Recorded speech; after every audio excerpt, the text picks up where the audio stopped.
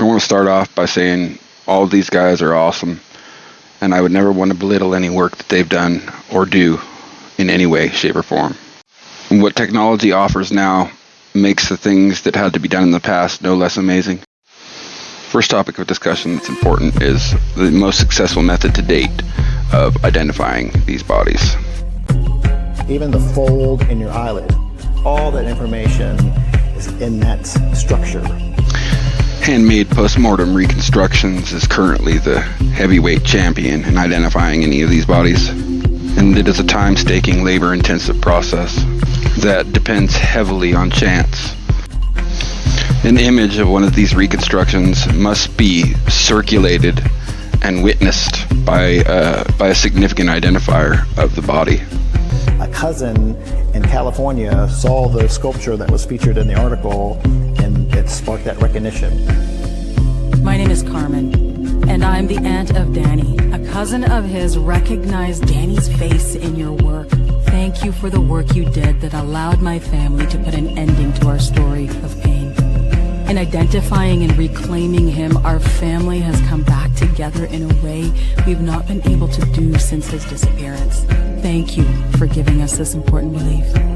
Remember, the right person has to see it, and just coincidence that image made it all the way from here to California, and so anyway, he was recognized. We're getting close to 100 skulls, 100 reconstructions that we've made for identification. Of those 100 skulls, I know that we have had 4 identifications.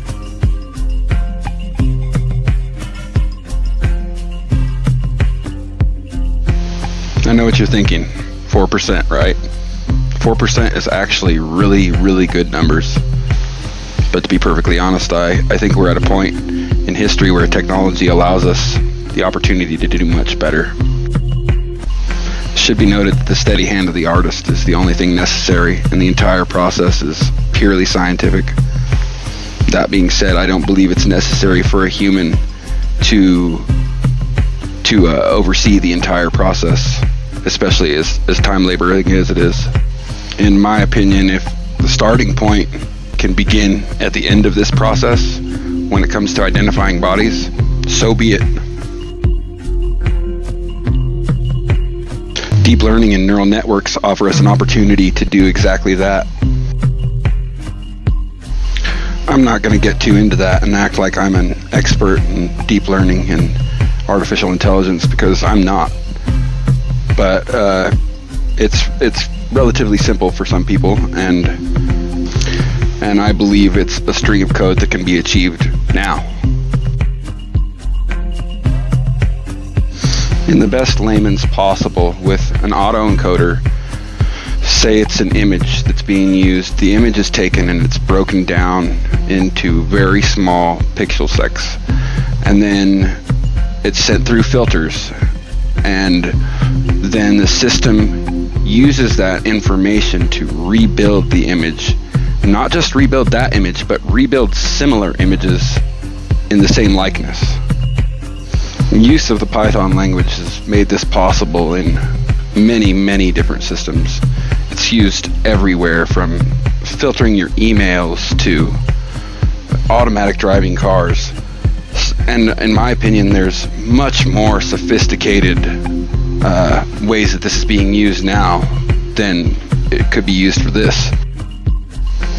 A well-trained neural network that contains images of skulls that match images of the person, with data from ethnicity, age, mishaps, genetic deformities, all of these things that are noted in the skull, the tips of the lips, where your nose and how it's pointed, everything is there, and all of these things can be noticed with a neural network training.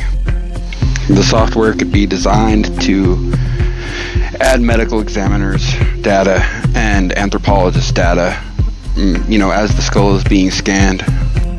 I feel like this is part of my purpose. It's one more reason that makes my life worthwhile. It's within my capability, and it's something I plan to see through. Everything necessary is already there. It just needs to be pulled off the shelf and put together.